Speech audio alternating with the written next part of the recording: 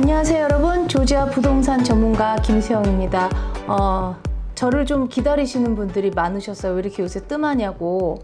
제가 2달 동안 지구 반대편에 우리 모국 대한민국을 방문을 하고 왔습니다. 2달이라는 시간이 상당히 긴 시간 동안, 제가 미국 이민 25년 동안에 이렇게 오래 있었던 적은 없었던 것 같아요. 그래서 참 알차게 2달을 보내고 왔는데, 아무래도 제가 이제 부동산 전문가이기 때문에 직업병은 못 속이고 어느 나라를 가든 어느 도시를 가든 항상 이제 부동산 관점으로 좀 분석을 하게끔 되더라고요.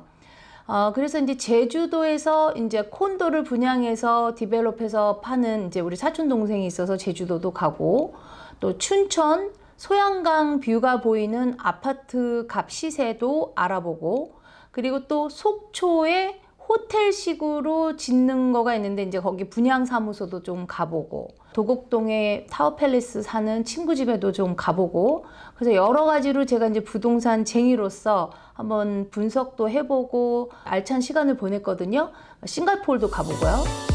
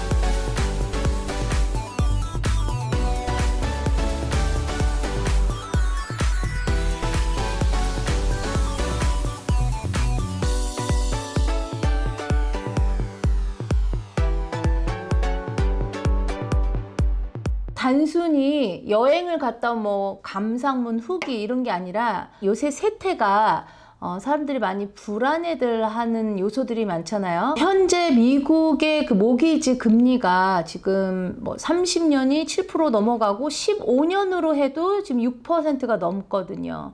근데 지금 미국이 이렇게 이제 이자가 높다 보니까 이자를 이제 높이고, 이번에도 또 올렸고, 또 한국에도 이자를 지금 높이고 있는데, 미국하고 한국하고 그 부동산 시장 그리고 모기지 시장, 이게 이제 차이가 있는데, 큰 차이가 뭐냐면은, 미국에서는 아무래도 이제 지금 대부분의 사람들이 모기지 론을 고정 이자를 많이 가지고 있어요. 고정 모기지 이자를 가지고 있는데 7%대까지 올라가다 보니까 요새 이제 융자 회사에서 인트레스트 온리라든지 변동금리로 돌려서 월 페이먼을 줄이려고 하는 그런 프로그램들을 많이 내고 있는데, 이런 식으로 어려움을 돌파를 할 수 있는 뭔가 옵션이 있다면 한국은 대부분이 변동 이자율을 많이 가지고 있더라고요.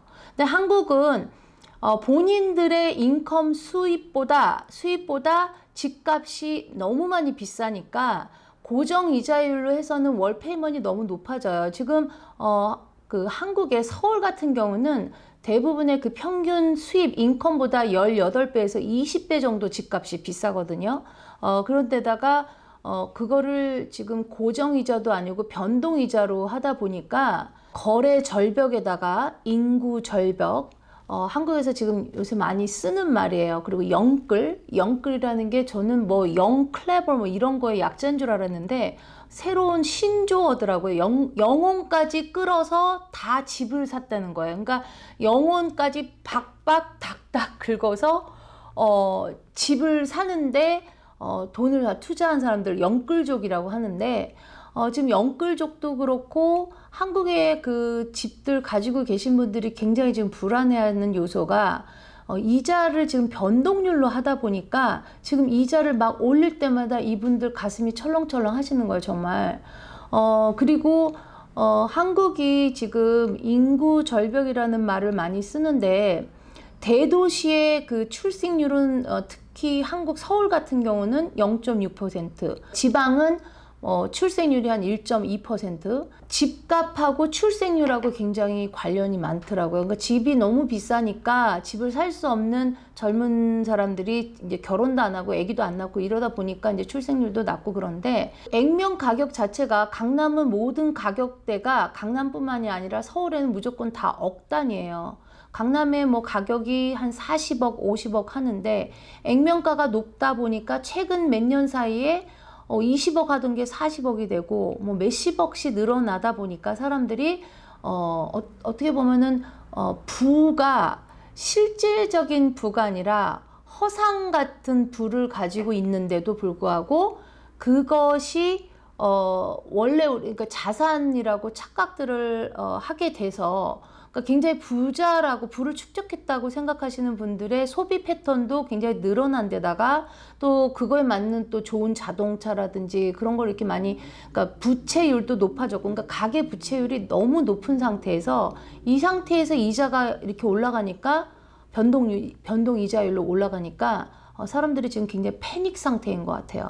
그래서 전세도 안 나가고 거기다가 이제 내 집을 사줘야 되는 사람들이 있어야 되는데 작년 9월, 10월 때부터 대출을 받는 사람들이 아예 없어졌다는 거예요. 그래서 굉장히 불안해들 하고 있더라고요. 그래서 여러분, 미국은 자본주의 이론에 따라서 공급과 수요에 따라서 부동산 시장이 이제 변동이 되고 그랬는데, 한국은 보면은 저는 정치적인 성향은 뭐 특별히 정치적인 어떤 진영 논리도 없는 사람인데, 한국은 정권이 바뀔 때마다 부동산 정책들을 굉장히 많이 바꾸는 것 같아요. 굉장히 많이 바꿔서 그 집권당의 어떤 그 성취, 뭔가 그 내세울 만한 어떤 그런 것들로 자꾸 부동산 그 정책을 변경을 하다 보니까 여태까지 계속 떨어질 것 같이 뭐 지난 그 정부에서는 그렇게 잡으려고 해도 더 올라가고 그랬었는데, 지금 이제는 그 하락세를 못 면할 것 같거든요. 그래서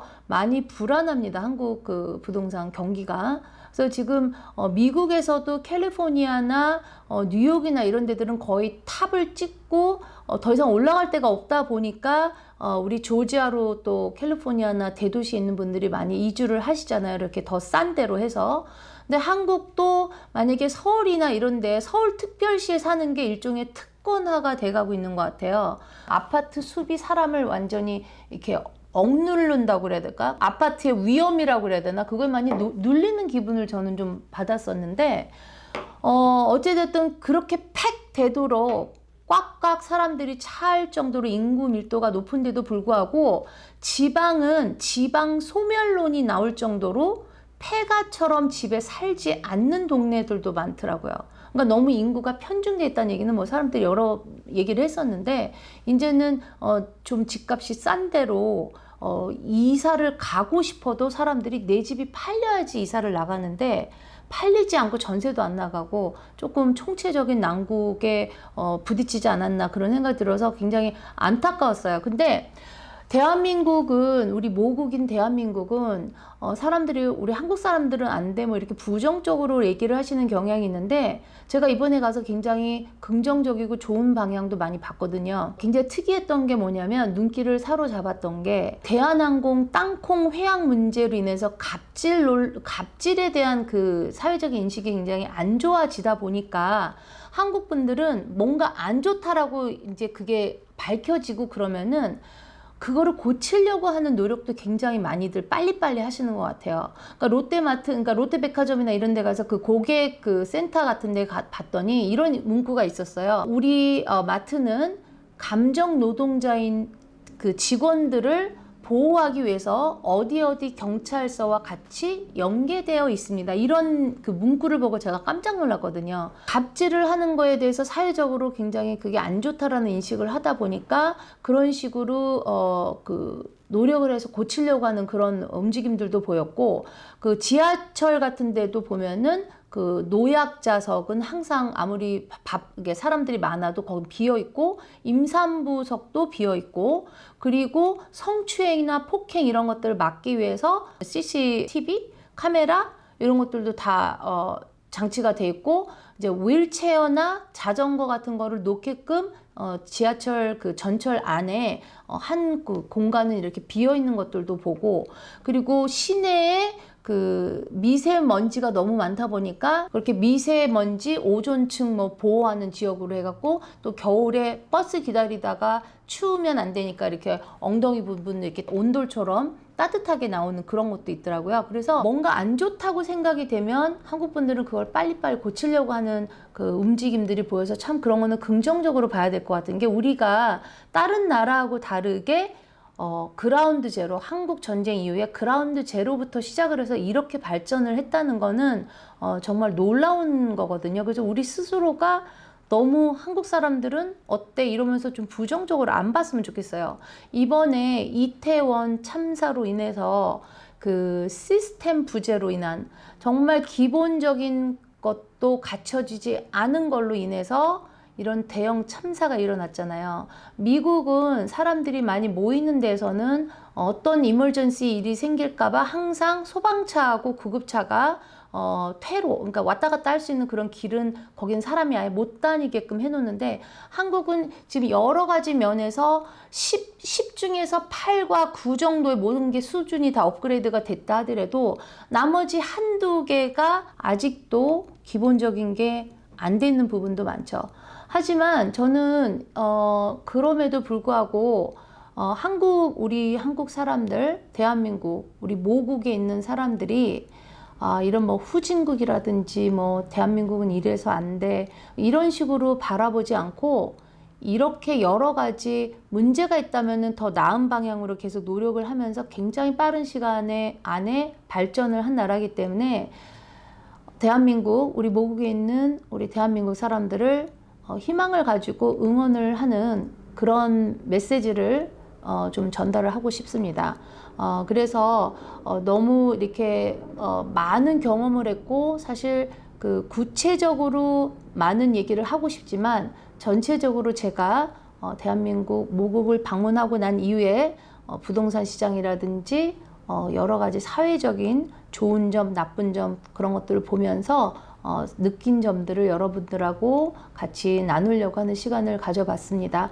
어쨌든 제가 또 다시 돌아왔으니까 여러분들에게 좀 더 유익한 그 부동산 정보뿐만 아니라 여러분들의 미국 생활 지수를 높여드리는 데 도움이 되는 영상 또 준비해서 찾아뵙도록 하겠습니다. 감사합니다. 안녕히 계세요.